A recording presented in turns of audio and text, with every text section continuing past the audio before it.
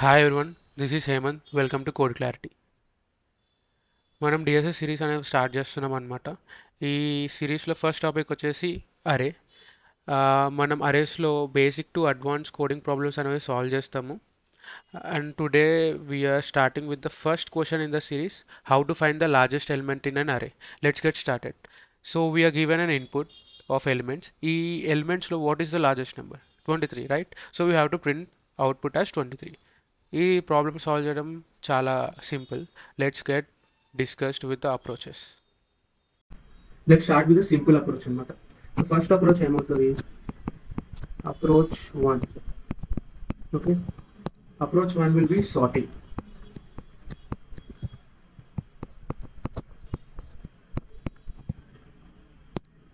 So మనకి ఇచ్చిన ఎలిమెంట్స్ని sort చేస్తే 3, 6, 9, 17 and 23. సార్ట్ చేసిన తర్వాత simply we have to print the last element. This will be our approach 1. Okay, దీంట్లో టైం కాంప్లెక్సిటీ అనలైజ్ చేద్దాం. టైం కాంప్లెక్సిటీ అనేది ఏమవుతుంది అని.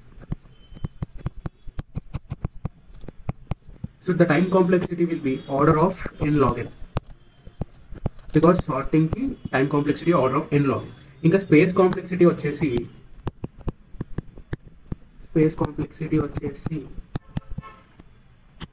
Order of 1. ఎప్పుడైతే మనం ఇన్పుట్ అరేలో ఆపరేషన్స్ పర్ఫామ్ చేస్తున్నామో అప్పుడు time complexity and space complexity we will be doing with respect to input and output only. ఒకవేళ మనమే కొత్త అరే క్రియేట్ చేసుకొని దాంట్లో ఎలిమెంట్స్ అన్ని కాపీ చేసి దాని మీద space complexity and time complexity చేస్తుంటే the time complexity will be order of n plus n log n. ఇంకా స్పేస్ కాంప్లెక్సిటీ వచ్చేసి ఆర్డర్ ఆఫ్ n అనమాట. Okay, now let's go to the second approach. Approach 2 వచ్చేసి more efficient and optimal approach అనమాట. ఒక maths వేరియబుల్ని తీసుకుంటాం. Okay, ఈ maths వేరియబుల్ని మనం అరే ఆఫ్ 0 ఆర్ ఫస్ట్ వాల్యూ ఏదైతే ఉంటుందో అరేలో ఆ వాల్యూకి అసైన్ చేస్తాం అనమాట. సో దాని తర్వాత we will write some logic. ఆ లాజిక్ ఎలా ఉంటుంది అంటే, ఒక కండిషన్, ఒకవేళ ఇఫ్ మ్యాథ్స్ ఎలిమెంట్ అనేది ఈజ్ లెస్ దెన్ అరే ఆఫ్ ఎలిమెంట్స్, ఆ పర్టికులర్ ఎలిమెంట్లో ఒకవేళ మ్యాథ్స్ ఎలిమెంట్ అనేది తక్కువ ఉంటే మనం ఏం చేస్తామంటే simply max equal to array of I. Simply after completing our operation idanతా ఒక loop లో చేస్తాం అన్నమాట. We'll go through the entire array and we'll write this condition. Now we will simply print our max.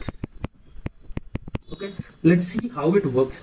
మనం already ఒక example తీసుకున్నాం కదా, 3, 7. Let's do that only. Okay, 3, 7, 17, 6, 9, 23. Okay, so first ఇటరేషన్లో for లూప్లో 3 ఎలిమెంట్ని access చేస్తాం. Okay, since our max will be equal to 3, so 3 is not less than this 3 కాబట్టి max will not change అనమాట. Second ఇటరేషన్లో మన current value will be 17 and will compare 17 with max అనమాట. 3 is less than 17 కదా, అప్పుడు ఏమవుతుంది, max value అనేది update అవుతుంది 17కి. అండ్ థర్డ్ ఇటరేషన్లో we will have 6 అనమాట. థర్డ్ ఇటరేషన్ అప్పుడు 17 అనేది ఈస్ లెస్ దెన్ 6 అంటే కాదు, సో మన మ్యాక్స్ ఎలిమెంట్ అనేది అప్డేట్ కాదనమాట. అండ్ 17 అనేది లెస్ దెన్ 9, ఫోర్త్ ఇటరేషన్ ఈ కండిషన్ కూడా ఫాల్స్. సో మన కండిషన్ లాస్ట్ ఎలిమెంట్ వచ్చేసరికి 17 లెస్ దెన్ 23. ఈ కండిషన్ ఎప్పుడైతే మెట్ అవుతుందో మన మ్యాక్స్ ఎలిమెంట్ అప్డేట్ చేస్తాం 23కి, బికాస్ అవర్ మ్యాక్స్ ఎలిమెంట్ అనేది తక్కువ ఉంది కదా 23 కంటే, సో మ్యాక్స్ అప్డేట్ చేయాలి కాబట్టి మ్యాక్స్ ని అప్డేట్ చేస్తాం. మనం ఇప్పుడు స్పేస్ అండ్ టైం కాంప్లెక్సిటీ చూద్దాం. Okay, time complexity. So time complexity ఏమవుతుందంటే ఇక్కడ ఆర్డర్ ఆఫ్ n, బికాజ్ మనం ఒకసారి లూప్ చేస్తున్నాం అరేని. ఆ లూప్ చేసిన ప్రతిసారి మనం కంపేర్ చేస్తున్నాం మ్యాక్స్ ఎలిమెంట్ ని ప్రతి ఎలిమెంట్. ఏ ఎలిమెంట్ వాల్యూ అయితే ఎక్కువ ఉందో ఆ ఎలిమెంట్ ని మ్యాక్స్ అటెండ్ చేస్తున్నాం. సో లూప్ నుంచి బయటకు వచ్చేసరికి మన లార్జెస్ట్ వాల్యూ అనేది మ్యాక్స్ అటెండ్ అయిపోతుంది. నౌ స్పేస్ కాంప్లెక్సిటీ వచ్చేసి ఆర్డర్ ఆఫ్ 1. మనం సింపుల్ గా ఏ అరే యూజ్ చేయట్లేదు, వీఆర్ జస్ట్ యూజింగ్ 1 ఎలిమెంట్. ఒక వేరియబుల్ యూజ్ చేస్తున్నాము, ఆ వేరియబుల్ అనేది max. That's why. So let's see the coding part. The first approach ఏంటంటే సార్టింగ్ అప్రోచ్ అనమాట.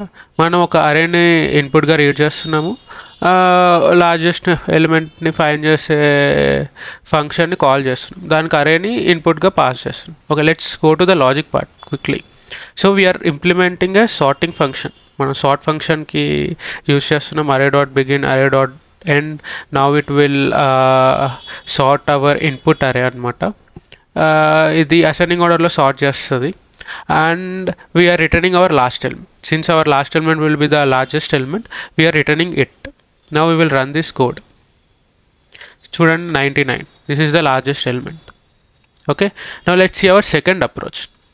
ఈ సెకండ్ అప్రోచ్లో ఏం చేస్తున్నామంటే మనం ఇట్స్ మోర్ ఆప్టిమైజ్డ్ అప్రోచ్.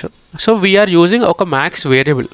ఆ మ్యాక్స్ వేరియబుల్కి అవర్ ఫస్ట్ వాల్యూని అరేలో ఉన్న ఫస్ట్ వాల్యూని ఇన్పుట్గా ఇచ్చేస్తున్నాం. ఆ ఫస్ట్ వాల్యూని ఇన్పుట్కి ఇచ్చిన తర్వాత ఏవైతే రిమైనింగ్ ఎలిమెంట్స్ ఉంటాయో ఆ రిమైనింగ్ ఎలిమెంట్స్ని లూప్ చేస్తున్నాం అనమాట.